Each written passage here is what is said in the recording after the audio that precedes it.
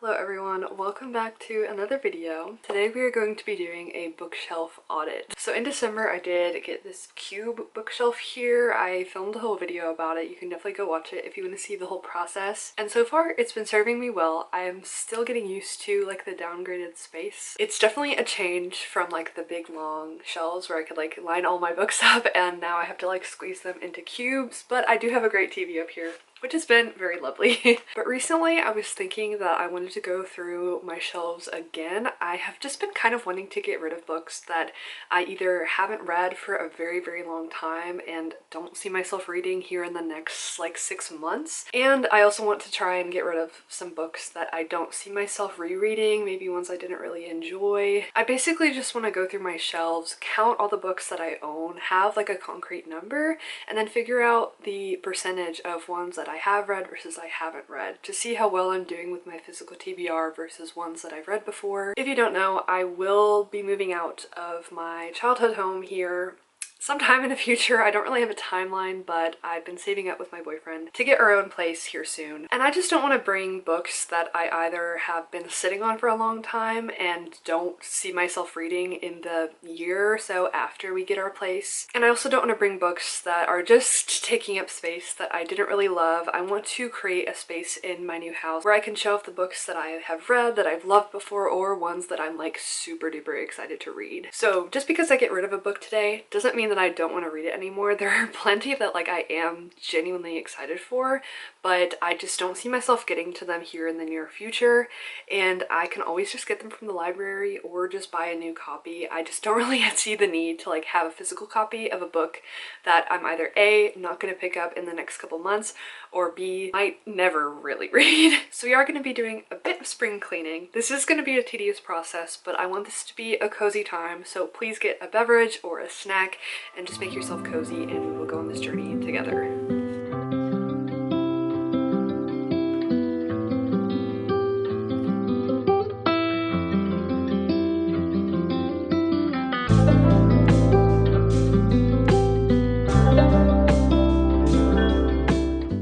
Okay everyone, so I've just counted. I have 200 books on my shelves. Technically 204 books, but I did not count duplicates.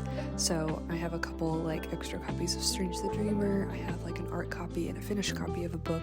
So we have some variety, but approximately 200. That includes the books I'm currently reading, that includes all the books that I have read, all the books that I haven't read, every book on my shelf there. Pretty much amounts to 200, which is actually kind of crazy. I didn't think I had that many. It doesn't look like that many. So I have pulled off all the ones I'm unhauling off of my shelves. We will go through those in a second, but the next step is going to be to count the ones I've read versus the ones I haven't read. I don't really know which I want to do first. I think I want to do the ones I have read first to give me like a little boost of confidence, make myself like feel better about all the books on here, because I feel like if I do the ones I haven't read first and that number is more, it's gonna discourage me a bit. It's gonna make me feel a bit embarrassed. So we're gonna start with the books that I have read.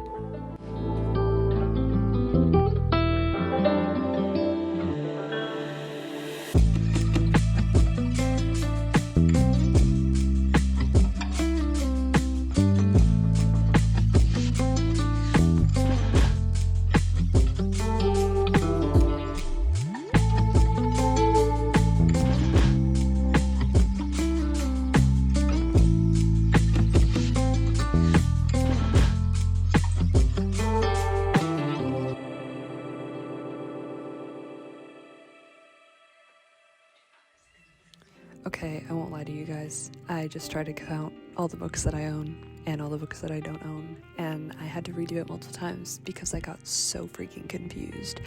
So I think instead of like going book by book and like tapping them, I just like forget the number I said before and I get lost, and I feel like I'm miscounting because I ended up totaling books read is 100 and books unread is 88, but that math is not right, because if I own 200 books and books read and unread totals up to 188, I'm missing some there. So I think what I'm going to do, because I want to reorganize my bookshelves anyways, I think I'm just going to take off all the books on my shelves and separate them into piles of read versus unread. That way I can have a clear visual and also like generally just separate them, count them, have a clear number, and then organize them how I want. Does that make sense? It makes sense in my brain. Hopefully I can stay on track this time.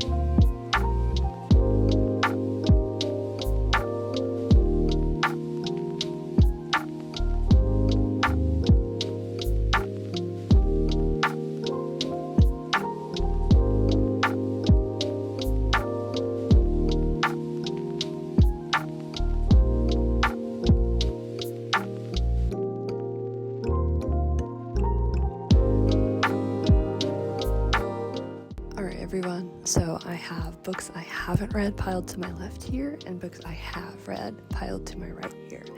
They look kind of equal. Like, I think the unread is a bit bigger just based on like visual size, but I am about to definitively count all of them for you. And I haven't included some, like there are a couple still on my shelf here just because I had only not read like one book on the shelf, and I didn't really see the reason to take all of them off if I was just gonna count one unread one, and especially just like leave the shelf the same way.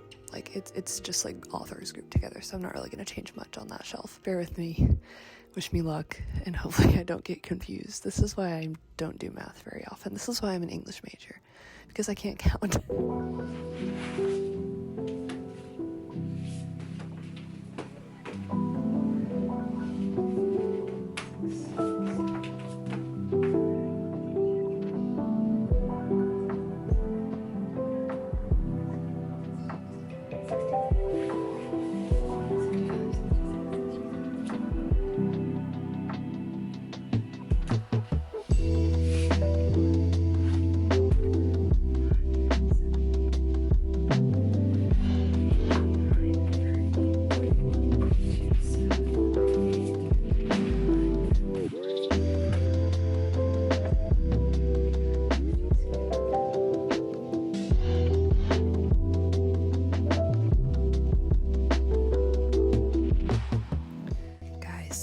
So confused right now.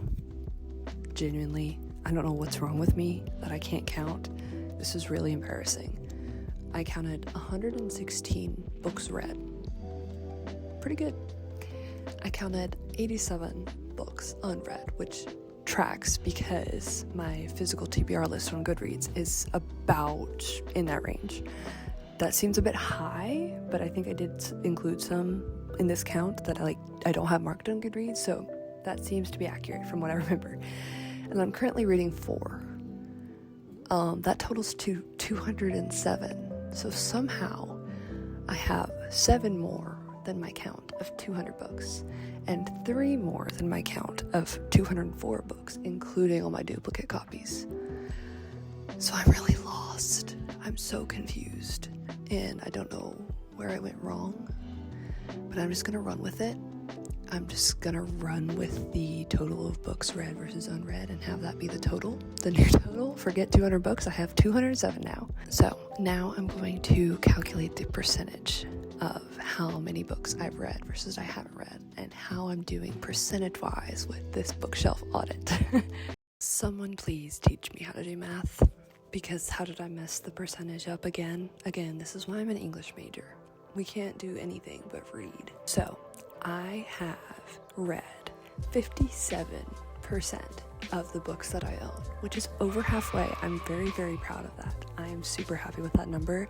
I would like to get it higher because the books I have unread is about 43%. So although I have read over half of the books that I own, I have still close to half.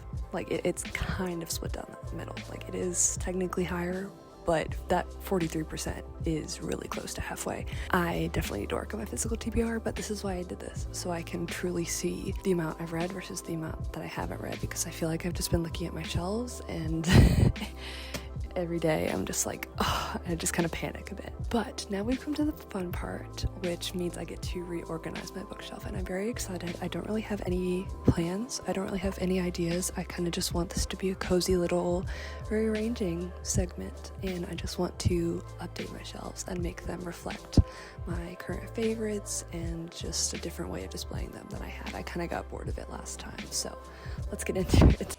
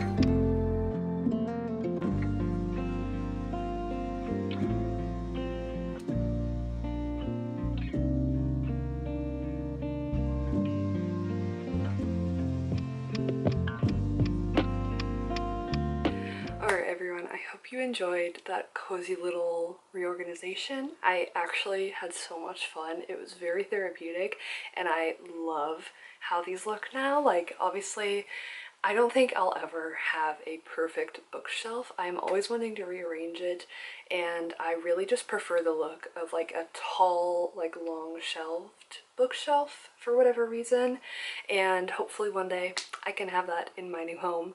But temporarily I am very happy with this. I really like how they're all like straight and none are stacked, like obviously besides like these ones, but that's my Laini Taylor shelf. It's different, it's for display, but I really like how all of these are just like straight in line, none are stacked on the other. That was really starting to bother me, was like I was just in need of space, so I would just stack a recent addition to my shelves on top of the books, and I just really didn't like how it looked, so this was much needed. But as promised, I'm going to take you through the books that I will be unhauling. I will be most likely bringing these to a little free library sometime in the future. I'm like not in any rush to give these away, so they'll probably just sit in my room for some amount of time. Alright, so the first couple of books that I'm going to be unhauling are ones that I've actually already read before. I just don't really see a need to hold on to them. I did enjoy all of these, I just wasn't in love with it, so I don't really want it taking up space on my shelves when there's other books that I haven't read that I want taking up space that I hope will love more than these ones. So the first one is Love at First Book by Jen McKinley. This is a random romance book I picked up from Half Price Books. I hadn't heard anyone talk about it before, and it was a new release at the time, and I ended up listening to the audiobook for this, so I technically didn't even read it physically. So I don't even know why I got this in the first place. I did enjoy it overall. I think I ended up giving it 4 stars. And the couple was cute. I did like the writing, and the setting was in Ireland, so it was like very cozy and a very fun read. I think I listened to the audiobook in like less than 24 hours. I listened to it so quickly. I do recommend it, I just wasn't like super obsessed with it, so I'm going to pass it on to somebody else to hopefully enjoy more. The next one is The Only One Left by Riley Sager. This is one I did find in a little free library. I read it during Halloween time, like spooky season. I did enjoy it. I only gave it about 3.5 stars though. I wasn't like super obsessed with it. It didn't like super wow me, but it was a good time. So I also recommend this one, but like with Love at First Book, I hope it finds a new home. This last one is a nostalgic one for me. It is Daughter of the Pirate King by Trisha Levenseller. I read this back in like 2020, back when I was like really getting into reading again. Like I have always loved reading. I don't think there's ever been a time in my life when I've not been reading, but this was one of the books that first really got me into the fantasy genre again and fully made me like devote my life to reading, if you will. So it is kind of sentimental to be getting rid of this, but I haven't really thought about it since, and I don't really see the need to have a physical copy because I don't own the second book and I don't really remember this, nor do I feel like I need to reread it. Like I don't really feel called to it anymore. It is a YA. I still enjoy YA, I just don't read it very often. I just think this is one where it's like I had my time with it. I loved it at the time, but it served its purpose, but I'm ready for like it to find a new home. I'm ready to move on. Like we had a great time together, but it's time for us to like go our separate ways, like without bad blood, you know, all good feelings here. And then the last book that I have read that I am getting rid of is Kingdom of the Wicked by Carrie Maniscalco. I was holding onto this for a bit just because I did think I would continue this series, but this first book, when I read it, I just like thought it was okay. Like I enjoyed it, but it wasn't anything special to me. It didn't really wow me that much, and I am interested in the world, but not like enough to go buy physical copies of the rest of the series, especially like in hardback to match. I'm just not super into continuing right now. It's one of those ones where it's like potentially I might continue it one day, but it's not a priority for me, so I feel like someone else would be thrilled to find this in a little free library. I know I would. And so the next ones are books that I've either gotten from people or borrowed or bought or something like that, but they're all ones that I have not read. So these two are ones that my grandma actually gave me. She likes mysteries a lot and we always like share books with each other. So she gave these to me, but she's also the type of person who like doesn't hang on to any books. Like she doesn't really own many books. She kind of just reads them and gets rid of them, which is iconic actually. But these two I've never heard of before. It's called The Dinner Lady Detectives and The Good Pilot Peter Woodhouse. I am interested in this one because there was one book she gave me one time that I read and actually really enjoyed. I don't remember what it's called, but this one actually like seems really cute. I don't know much about it, but it seems like a cozy little story like set during World War II. So this is one that I potentially might like hold on to a little bit longer just to give it a shot. Like I'm not absolutely called to it, but I am curious about it. I don't really read mysteries too often, and this definitely seems like more of her taste, so I am going to pass this on. I just don't think it'll be for me. Then we have The Alienist by Caleb Carr. I tried reading this and I just think it is not the right time for me. I've always wanted to read this. It's like a murder mystery. It's set like in the Victorian era, New York in 1896. And it has a lot to do with like psychology, and that topic has always interested me regarding like serial killers and like murder trials. But I won't lie to you, I'm so intimidated by this book because the font is so freaking small and it just scares me. Like I feel like it's a bit denser than I was expecting, and I did try to listen to the audiobook and so far I was enjoying it. I just couldn't really get into it at the time, so I do still really want to read this, but I don't see the need to have a physical copy just because I didn't plan on actually reading from this copy. That's why I started the audiobook.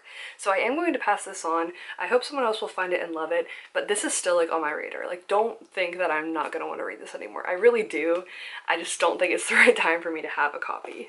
And then this is a book that I was actually sent from the publisher, which is Ballantine. I don't actually remember the exact time frame of when I got this book, but it's The Blackbird Oracle by Deborah Harkness. This is like the 5th book in the series that starts with A Discovery of Witches, and they sent me like a whole PR box, which was so kind and generous of them. I really did not expect that at all. It was so random. It was like when I first started signing up to like, you know, influencer programs and to receive like early copies in book mail, and so I didn't really expect it at all, but they sent me like a whole like promo thing for it, and this series does really interest me. I even went out and bought the first book to start it to hopefully get to this one, but it's been like a lot of time since then and I still haven't even started that series, so I see no need to hold on to a really nice hardback copy when I haven't even read the series, and I don't really know how quickly I will get to it, so it was just taking up space. I'm very grateful to have received this copy and to have been sent like a whole PR box for it. It was very, very kind of them. I just don't really need this right now. The next one is The Bone Season by Samantha Shannon. This is another one that I am really, really interested in reading. It's a series that has always interested me, but this copy I actually borrowed from my other grandma, and I had planned on reading it, but it's been some time and I still haven't gotten around to it. I'm already in the middle of so many series as it is, so I don't really need to start another one right now. I have also heard that this author has like revised this series a bit, and she prefers that you read certain editions of the book. So I feel like whenever I do start this series, I would like to follow the author's preferred reading order, like reading editions. And so again, I just don't see the need to hold on to a really nice hardback copy if I'm not going to start the series right away or anytime soon, and it might not even be like from this copy. So I'm going to just give this back to my grandma. If she wants to get rid of it, she can. Then I have Renegades by Marissa Meyer. I've always been interested in this series specifically. It's kind of like a sci-fi, kind of dystopian like series. It reminds me of a lot of like Marvel superheroes, but like with teenagers. And I've heard a lot of good things about this series in particular, but again, it's just one that I haven't got the chance to start for quite some time, and I don't see the need to have a copy. I think I borrowed this from my brother, but to be honest, I don't know if he remembers that I took it from him, so I'm probably just gonna give this to a little free library. So that is it for the unhaul, and that is actually it for this video. I really hope you enjoyed watching. This was really, really fun to film, just like in one evening. I've had such a cozy time, and I hope you've enjoyed watching me, despite the chaos, sort out my shelves and figure out how many books I read versus how many I haven't read. I won't lie, I'm still kind of confused on what my actual total is, but I'm gonna settle at like approximately 200 books is what I own. I think that's fine, and you know, in the future whenever I move, I will do like a count again and actually get like a concrete answer, but I own approximately 200 books, and I have read 57% of that, and I'm very, very proud of that number. I'm definitely going to keep chipping away at that, and hopefully we can get to like 80, maybe even 100%. I don't know if that's possible within this year of 2026, but I can hope. So thank you so much for watching. I really, really hope you enjoyed. Make sure to leave a like and subscribe if you haven't already. So I will see you in my next video. Bye bye!